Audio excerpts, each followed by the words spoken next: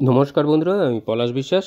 আর আপনারা দেখছেন পলাশ বিশ্বাস ভিডিওস। আশা করি আপনারা প্রত্যেকে ভালো আছেন, আপনাদের বাগানের গাছগুলিও ভীষণ ভীষণ ভালো আছে। বন্ধুরা, থাম্বনেল আর টাইটেল থেকে বুঝতেই পেরে গেছেন যে আজ কোন বিষয় নিয়ে আলোচনা হতে চলেছে। হ্যাঁ বন্ধুরা, জবা গাছে এই কফি পাউডারের সাথে এই দুটি উপাদান, ঘরোয়া উপাদান মিশিয়ে যদি দেন, তাহলে দেখবেন জবা গাছ কিন্তু সব দিক থেকে সেরা হয়ে উঠেছে আপনার বাগানের। কিভাবে না, এই সময় দেখা যাচ্ছে যে সকলের বাগানেরই প্রায় জবা গাছের পাতা হলুদ হয়ে যাচ্ছে, হলুদ হয়ে গাছ ঝিমিয়ে পড়ছে, কুঁড়িগুলো সম্পূর্ণ ফুটছে না, ফুলের আকার ছোট হচ্ছে, পাশাপাশি দেখা যাচ্ছে যে ফুলের কুঁড়িগুলো কিন্তু হলুদ হয়ে ঝরে পড়ছে। আজকের যে কেয়ারটা, যে তরল দ্রবণটা দেখাবো, এটা যেভাবে বলবো, যতদিনের ব্যবধানে বলবো ঠিক ততদিনের ব্যবধানে সেভাবেই দেবেন। তাহলে দেখবেন আপনার গাছে কোনো সমস্যা থাকছে না। অর্থাৎ পাতা হলুদ হওয়া থেকে শুরু করে, কুঁড়ি ঝরা থেকে শুরু করে, কুঁড়ি ফুলের সাইজ ছোটো হওয়া থেকে শুরু করে কোনো সমস্যা থাকছে না। ফুল কিন্তু আপনার গাছে ঠিক এইভাবেই ফুটে থাকবে, আর প্রচুর পরিমাণে, অজস্র পরিমাণে ফুটবে আপনার বাগানের জবা ফুল। তো বন্ধুরা, একটু স্কিপ না করে ভিডিওটা সম্পূর্ণ দেখার অনুরোধ রইল। আর যারা আমার চ্যানেল নতুন ভিউয়ার্স, তাদের কাছে অনুরোধ করব চ্যানেলটা সাবস্ক্রাইব করার জন্য, কারণ প্রতিদিন সন্ধ্যে 6টায় আমার চ্যানেলে বাগান সংক্রান্ত ভিডিও আসে। তাই বলবো যে সহজে বাগান করুন, সুন্দরভাবে বাগান করুন, মন খোলা রেখে বাগান করুন। আর অবশ্যই শেয়ার করে দেওয়ার অনুরোধ রইল সকলের মাঝে, সকল বাগানপ্রেমীরা যাতে সহজে বাগান করতে পারেন, সুন্দরভাবে বাগান করতে পারেন, নিশ্চিন্তে বাগান করতে পারেন। তো এই যে কেয়ারটা দেখাবো বা যে তরল দ্রবণটা দেখাবো, তার আগে কয়েকটা ছোট্ট কাজ আপনাদেরকে করতে হবে। সেটা হচ্ছে সকাল এবং সন্ধ্যায়, মানে সকাল বলতে ভোরের দিকে এবং সন্ধ্যায় ঠান্ডা জল, মানে ফ্রিজের নয়, সাধারণ যে টেম্পারেচারের, নর্মাল টেম্পারেচারের যে জল, সেই জল আপনারা গাছে ভালো করে স্প্রে করে দেবেন, স্নান করিয়ে দেবেন গাছগুলোকে স্প্রে করে। তাহলে দেখবেন পাতা এরকম চকচকে সবুজ থাকবে, পাতার উপরে প্রচুর ধুলোবালি পড়ে, যেটা সালোক সংশ্লেষে গাছের বাধা দেয়, এবং পোকামাকড়রাও কিন্তু আক্রমণের জায়গা তৈরি করে নেয়, কারণ নোংরা জমে যায় পাতার উপরে, পাতার তলায় এরা বাসা বাঁধে। যখন আপনার গাছে কচি কচি ডালপালা বের হবে, তখন দেখবেন এই পোকামাকড়ের মানে আক্রমণ বেড়ে গেছে, যার ফলে কুঁড়িগুলোকে রস শোষণ করে খেয়ে নিচ্ছে কুঁড়ির, এবং সেখান থেকে কিন্তু কুঁড়ি ঝরে যাচ্ছে, হলুদ হয়ে যাচ্ছে, পাতা হলুদ হয়ে যাচ্ছে, ইত্যাদি ইত্যাদি কারণ হচ্ছে। তাই জন্য 10 দিনের ব্যবধানে কীটনাশকের ব্যবহার যেটা বলেছি, সেটা কিন্তু করতেই হবে। আর অবশ্যই টবের মিডিয়াতে খাবারের যেন খামতি না থাকে।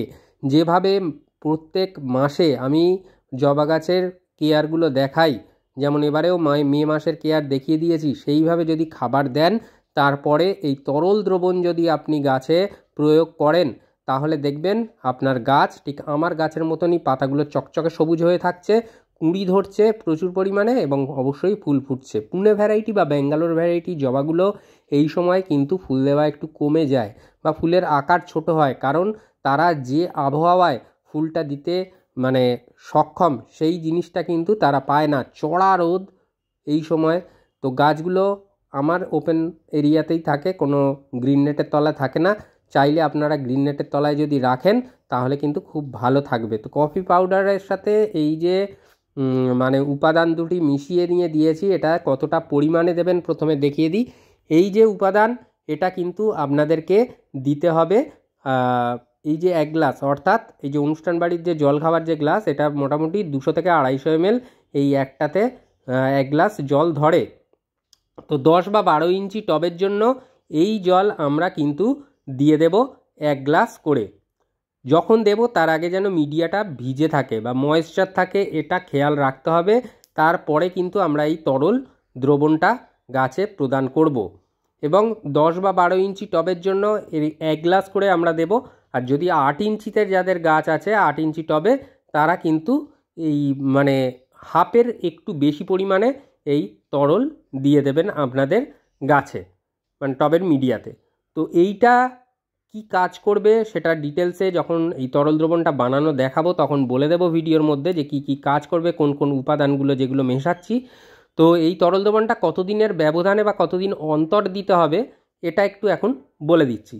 তো এই তরল দ্রবণটা আপনারা, আমি যেমন আজকের দিলাম, আবার ঠিক 7 দিন পরে দ্বিতীয়বার রিপিট করব, তৃতীয়বার আবার 7 দিন পরে রিপিট করব, ব্যাস। আর আমার দেওয়ার কোনো প্রয়োজন নেই। অর্থাৎ মাসে 3 বার আমরা এই তরল দ্রবণটা দেব। এবারে বানানোটা দেখাচ্ছি। এখানে এটা 1 লিটারের একটা রঙের কন্টেনার, আমি 2 লিটারের তরল দ্রবণ বানাবো। সেই মতো জিনিসগুলো উপাদানগুলো দেখাচ্ছি, ভালো করে দেখে নিন যে কোন কোন উপাদান কতটা পরিমাণে দিতে হবে। তো সবার প্রথম যেটা আছে যে কফি পাউডার, এটা থাম্বনেল বা টাইটেলে দেখেইছেন, এটা 2 টাকা দামের একটা কফি পাউডারের পাউচ। এই 2 টাকা দামের কফি পাউডার 2 লিটার জলের জন্য। যারা বেশি তরল বানাবেন, বেশি তরল দ্রবণ বানাবেন, সার বানাবেন, তারা যদি 4 লিটার বানান তাহলে এরকম 2টো পাউচ নিতে হবে। এটা সিম্পল, আমি 2 লিটারের জন্য দেখিয়ে দিচ্ছি, কারণ 2 লিটারের যে দ্রবণ হবে সেটা আশা করি সবারই সেই রকম পরিমাণের গাছ রয়েছে যারা কিনা দিতে পারবেন। তো এই তরল দ্রবণটা 2 টাকা এই পাউচ যে কফির সেটা দিয়ে দিতে হবে। এরপরে কফি দ্রুত গুলে যায়, জলে দ্রবীভূত হয়ে যায়, তবুও আমরা এরকম নাড়িয়ে চাড়িয়ে নেব যাতে কফি যে পাউচের যে কফিটা রয়েছে সেটা যেন সুন্দরভাবে জলের সাথে মিশে যায়। এই কফিটা মাটিটাকে কি করবে, অম্ল করে তুলবে। অনেক সময় অতিরিক্ত খাবার বা যেটাই বলুন, আবহাওয়ার কারণে হোক, যে কারণেই হোক না কেন, মাটি তার অম্লত্বটা হারিয়ে ফেলে, অর্থাৎ অ্যাসিটিকটা হারিয়ে ফেলে, অ্যাসিটিক ভাবটা হারিয়ে ফেলে অ্যালকালাইন হয়ে যায়, যেটার ফলে গাছের কুড়ি আসা, ফুল আসা এগুলো কিন্তু কমে যায়। মাটিতে খাবার দিচ্ছি, গাছে খাবার দিচ্ছি, তবুও আসছে না।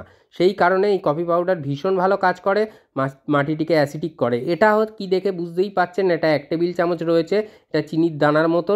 এটা হচ্ছে ম্যাগনেসিয়াম সালফেট বা এপসাম সল্ট। এটা গাছের যেমন বৃদ্ধিতে সহায়ক, তেমন কিন্তু সবচেয়ে বড় যে কাজটা করে, গাছের মধ্যে ম্যাগনেসিয়ামের ঘাটতি পূরণ করে, পাতা হলুদ হতে দেয় না। 2 লিটার জলের জন্য 1 টেবিল চামচ, চা চামচ নয় কিন্তু 1 টেবিল চামচ, এই দুটো কফি এবং এই ম্যাগনেসিয়াম সালফেট বা এপসাম সল্ট, এটা আমরা ভালো করে গুলিয়ে নেব। এপসাম সল্ট বা ম্যাগনেসিয়াম সালফেটও কিন্তু অতি দ্রুত জলের সাথে দ্রবীভূত হয়ে যায়। এরপর তৃতীয় যে উপাদানটা আমাদের নিতে হবে, অর্থাৎ কফির সাথে আমি বলেইছি যে 2টো উপাদান মেশাতে হবে। তার মধ্যে একটা কিন্তু আপনাদের ঘরের প্রত্যেক দিনের তৈরি জিনিস, সেটা হচ্ছে ভাতের মাড় বা ভাতের ফ্যান। এর মধ্যে যেমন নাইট্রোজেন আছে, এর পাশাপাশি প্রচুর পরিমাণে মাইক্রোনিউট্রিয়েন্ট বা অনুখাদ্য আছে, সেটা আমাদের নিতে হবে। তো 500 ml মতো আমরা কিন্তু এই ভাতের মাড় বা ভাতের ফ্যান নিয়ে নেব। অর্থাৎ আমরা 2 লিটারের দ্রবণ বানাচ্ছি, সেই হিসাবে 500 ml ভাতের ফ্যান বা ভাতের মাড়টা আমাদের নিতে হবে, যেটা অনুখাদ্য যার মধ্যে প্রচুর পরিমাণে রয়েছে। এছাড়া প্রচুর শর্করা জাতীয় খাদ্য রয়েছে, সামান্য পরিমাণে ফ্যাট রয়েছে, এরকম প্রচুর খাবার রয়েছে যেটা ভাতের মাড়ের মধ্যে, যেটা গাছ কিনা খুব ভালোভাবে গ্রহণ করে, আর বিশেষত জবা গাছ। তো এই যে ব্যাপারটা দেখলেন, বুঝতেই পাচ্ছেন যে ফাঁকা যে স্থানটা রয়েছে সেটা 500 ml মতন রয়েছে। এই 500 ml আমরা সাধারণ জল মিশিয়ে নেব। এই যে 10 লিটারের যে বালতিটা নিয়েছি এখানেই মেশাবো। তো দেখুন 1 লিটারের এই তরল দ্রবণ 1 লিটার কন্টেনারের, আর তার সাথে যেটা অর্ধেক রয়েছে সেটা 500 ml রয়েছে। এই 500 ml আর 1 লিটার অর্থাৎ 1.5 লিটার টোটাল তৈরি হয়ে গেছে। আরও 500 ml সাধারণ জল আমরা মিশিয়ে নেব। মিশিয়ে নিলে সম্পূর্ণ হবে 2 লিটার জলের বা 2 লিটার সারের, তরল সারের অনুপাতেই সেই সাধারণ জল 500 ml নিয়ে নিয়েছি। আশা করি যে উপাদানগুলো যেভাবে বললাম ছবির মতো পরিষ্কার হয়ে গেছে। একটু ভালো করে যদি শোনেন, স্কিপ না করে, একদম খুব সুন্দরভাবে বুঝতে পেরে যাবেন। তো এই যে ব্যাপারটা হলো, খুব ভালো করে ফেটিয়ে নিতে হবে এই তরল দ্রবণটাকে, এবং ফেটিয়ে নেওয়ার পরে আমরা যে কাজটা করব, গাছে প্রদান করব। তো দেখুন এই দুটো 1 লিটার 1 লিটারের 2 লিটারের রঙের কৌটো আছে। তো এখানে আমরা তরল দ্রবণটা ঢেলে নেব। আপনাদের প্রমাণ দেওয়ার জন্যই বলতে পারেন যে এটা 2 লিটারেরই তরল দ্রবণ তৈরি করলাম। তো আপনারাও কিন্তু এইভাবেই সহজে বানিয়ে ফেলবেন, আর বানিয়ে ফেলে গাছকে প্রদান করুন। যতদিনের ব্যবধানে এই তরল দ্রবণ দিতে বলেছি বা দেখিয়েছি, সেটা কিন্তু সেভাবেই প্রদান করবেন। তো দেখুন 2 লিটারের যে তরল দ্রবণ সেটা কিন্তু বানিয়ে নিলাম। আর এটা কথা দিচ্ছি বন্ধুরা, গাছে প্রদান করলে 10 দিনের মধ্যে ম্যাজিক দেখতে পাবেন, এবং গাছের যে সকল জবা গাছের সমস্যা, সব সমস্যা থেকে মুক্তি পেয়ে যাবেন। আর এরম পাতা চকচকে সবুজ থাকবে, আসবে প্রচুর পরিমাণে কুঁড়ি, ফুল, এবং তার পাশাপাশি ফুলের আকারও যথেষ্টই বড় হবে। যদিও শীতকালের মতো যদি আকার চান, যেই পুনে ভ্যারাইটি, ব্যাঙ্গালোর ভ্যারাইটি জবা গাছে, সেটা হবে না হয়তো, তবে ছোট যেভাবে হয়ে যাচ্ছে সেই রকম ছোট হবে না, ফুলের আকার কিন্তু বাড়বে। আর অবশ্যই অনেকে প্রশ্ন করতে পারেন যে এটা দেশি জবা গাছের ক্ষেত্রে অ্যাপ্লাই করতে পারবো। অবশ্যই দেশি জবা গাছের ক্ষেত্রে ব্যবহার করতে পারবেন, ভীষণ ভালো রেজাল্ট পাবেন। ঝাঁকে ঝাঁকে দেশি জবা গাছেও ফুল এসে ভরিয়ে দেবে আপনার বাগান। তাহলে এভাবেই কেয়ার করুন, মন ভালো থাক, মন চিরসবুজ থাক, পৃথিবী সবুজময় হোক, এই বলে আজকে এখানেই সমাপ্ত করছি। আবার আসছি আগামীকাল ঠিক সন্ধ্যে 6টায়। ততক্ষণ সকলে সুস্থ থাকুন, ভালো থাকুন, প্রচুর পরিমাণে গাছ লাগানোর পাশাপাশি অবশ্যই দেখতে থাকুন পলাশ বিশ্বাস ভিডিওস। নমস্কার বন্ধুরা, খুব ভালো থাকবেন সকলে।